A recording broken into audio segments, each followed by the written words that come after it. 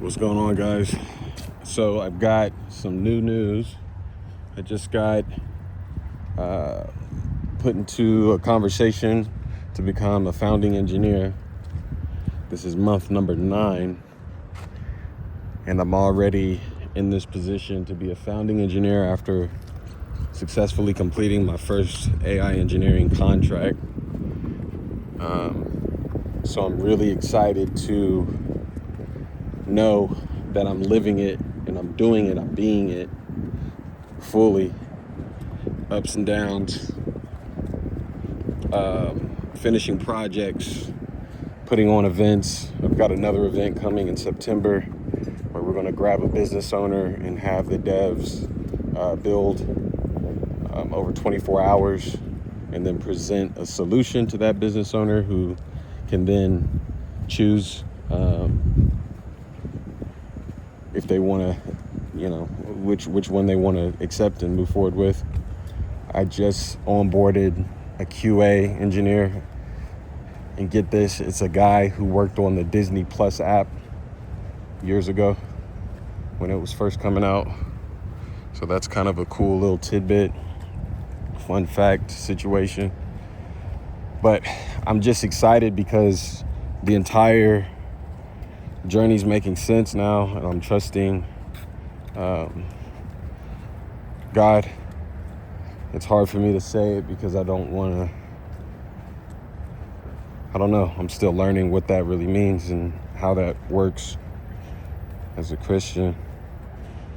But it's also using the talents and getting out of the way. But I'm using the talent in a way that I don't have to know what's next. I don't have to know exactly how to position myself or what to work on or whatever. I'm literally letting God figure that part out and kind of learning to listen to my spirit and intuition, what's next and what I need to work through. That all said, on top of the founding engineering situation, I was tapped to build an app,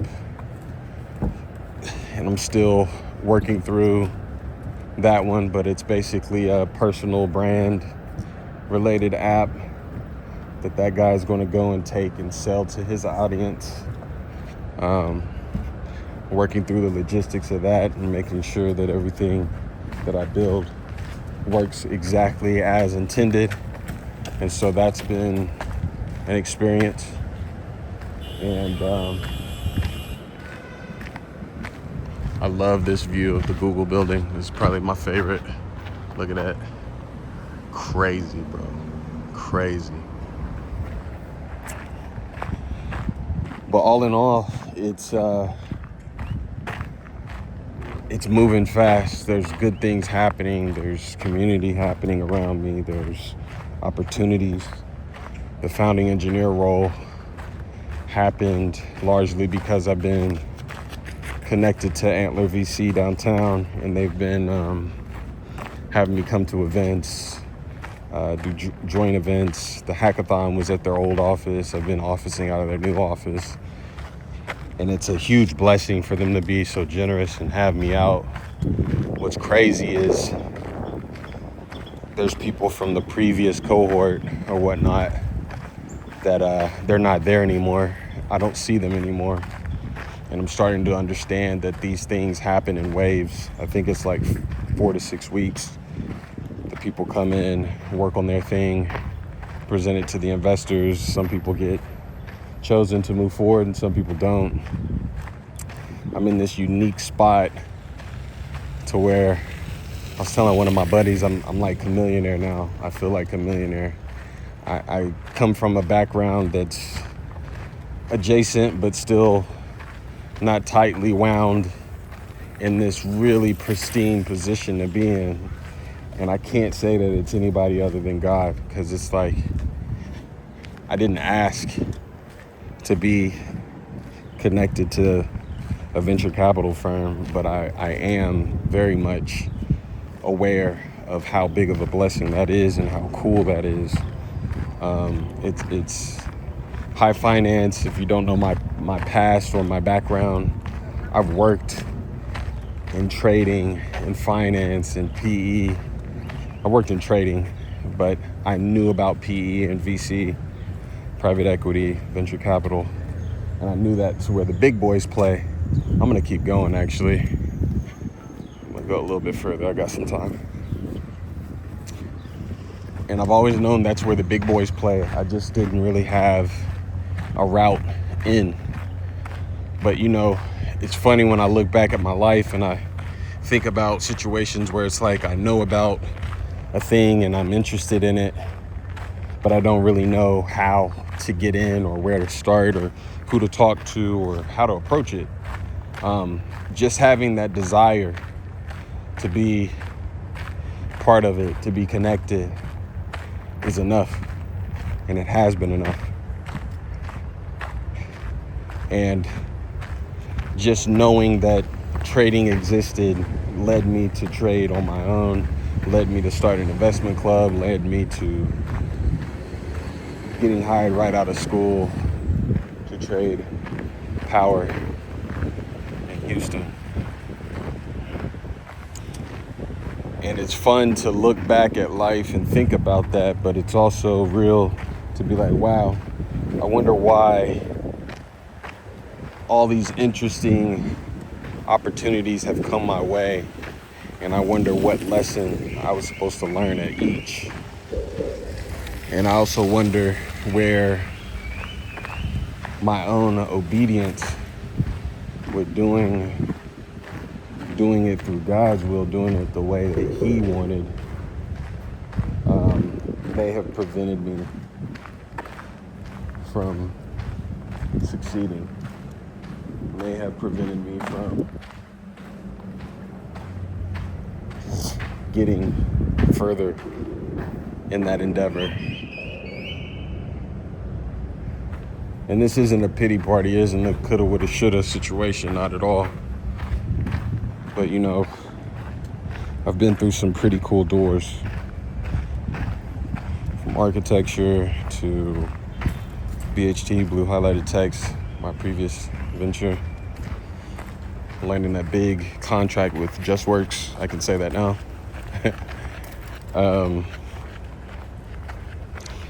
And a lot more stuff in between. I've done and been a part of things that I have to sit back and think about in order to remember. And that's a blessing. There's things that I've forgotten that I've been a part of or done that are a big deal to someone somewhere. And that's wild to me. I'm just a kid from Oklahoma, man. Just a country kid from small town Oklahoma. But God's put me into some cool positions, man. And I appreciate that. I really appreciate anybody who's watching this. As of the time of this recording, I got like 6 subscribers, man. And this whole process has been largely therapeutic for me. And I'm just hoping that I can connect and be helpful for somebody who's also navigating these career changes and this economic climate, yada, yada, yada. None of that stuff matters, because ultimately that's just another hurdle for, you know who to navigate for you. You don't have to do it all. You don't have to do, probably got to do a lot less than you think. Look at them bees. Whew.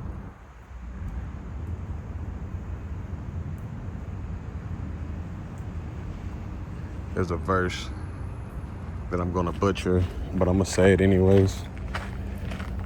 But he says, birds don't have to worry about where they're gonna get their next meal, essentially, paraphrasing. God provides for them. So who are you as a person? His most proud creation.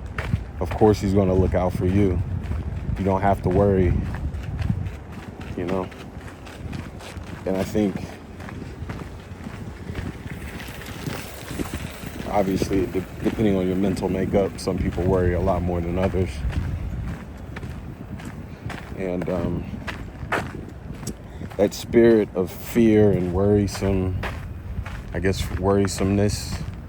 is isn't the play. You gotta let go, man.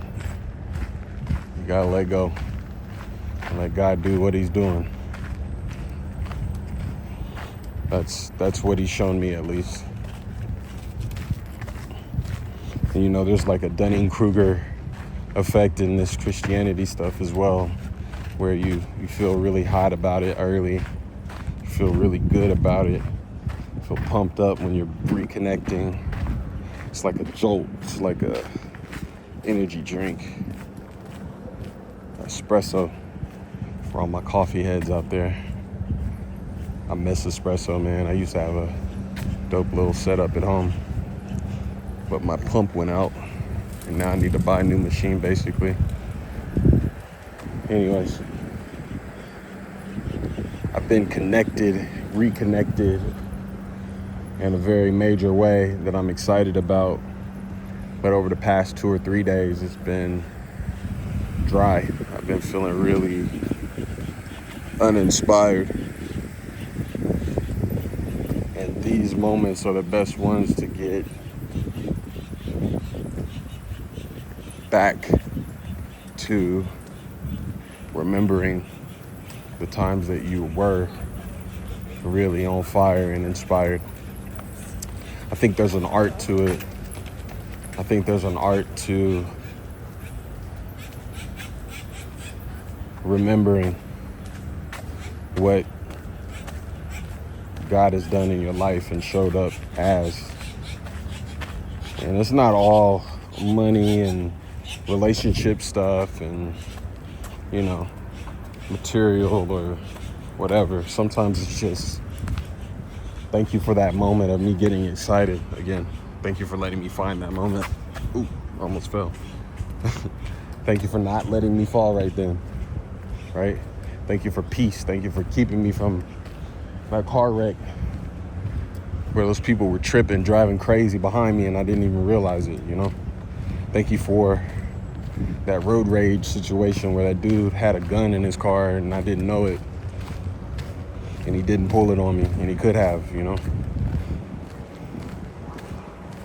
Extreme examples for effect. But I don't know, man. I'm just kind of starting to count the blessings a little bit better. I'm learning how to count them better. He's teaching me that. He's teaching me to remember. He's also teaching me to believe, so I'm going back to the Believe series. Hit the comment section if you don't know what that is. But I went back and listened to it in its entirety, basically. Minus, I listened to the Best Believe playlist, let me say that. And I didn't listen to every single one that I've recorded, but I'll get through those.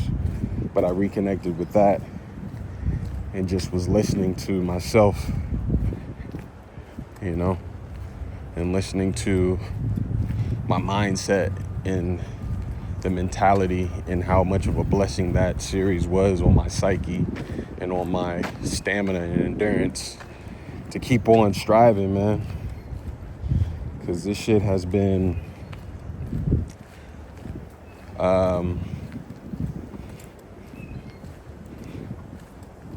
it's been the equivalent of what Charles Stanley says in his book, Success God's Way.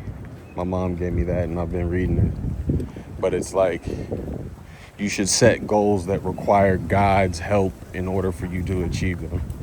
So those things that are just on the outs of your reach, so that you don't have to even guess where the help came from, you know. It's apparent from the get-go that you couldn't even do it on your own. Look at this. This is so pretty.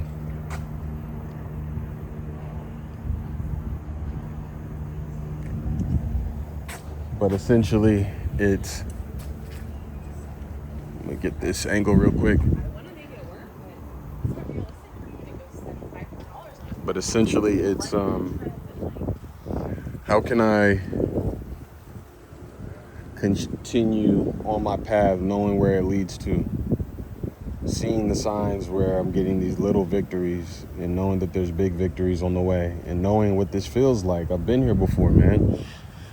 I've made a lot of money before. I've succeeded before. I've had my crazy idea turn into profit before, more than one time, in different shapes and forms. Sometimes it's a job, sometimes it's my own business, sometimes it's, something else.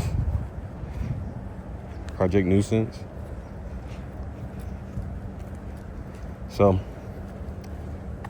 the Belief series was birthed from my nonprofit, the nonprofit, Project Nuisance, not mine. I was just controlling it. It came from somewhere else. And I think we all, after this conversation, we can tell who should get that credit. I don't have to say it over and over, but it's definitely God. So for me, man, it's like one thing leads to the next. Staying on spirit, staying on path, staying on faith, staying away from ego, selfishness, materialism, sight. We live by faith, not by sight. I probably need to watch that joint with Denzel Washington, I Am Legend. I need to watch that again just to remember the whole movie was a metaphor, living by faith, and he knew the Bible front to back, right? Not that just knowing the Bible is enough, but he was living it. He's definitely living it. So, I don't know, man. There's like this cross-section of what I'm personally going through, my own mental health and spiritual journey, all intertwined into my career journey. And these are things that I've kept separate for so long until, now I'm like, man, this is all the same. And maybe that was the problem. Maybe that was the misstep that I had early on in my life. I've been getting cool opportunities and situations appear in my life. That's just been par for the course for me. But maybe me not fully leaning into this idea that my rap life is my real life, my work life is my real life, my spiritual life is my work life. It's all intertwined. They all need effort and maintenance and quality hours put in. But yeah, I'm just excited, man. It's starting to make sense. The ripe old age of 39, right? A lot older than I'd like to be at this stage. But then, again, who cares? Who cares what I think? You should feel that way about yourself sometimes. Who cares, man? What I think doesn't matter. What I think and feel, contrary to what society will tell you, what I think and feel does not matter. What I'm supposed to be doing and what God's will is does matter. All right, peace. Love y'all.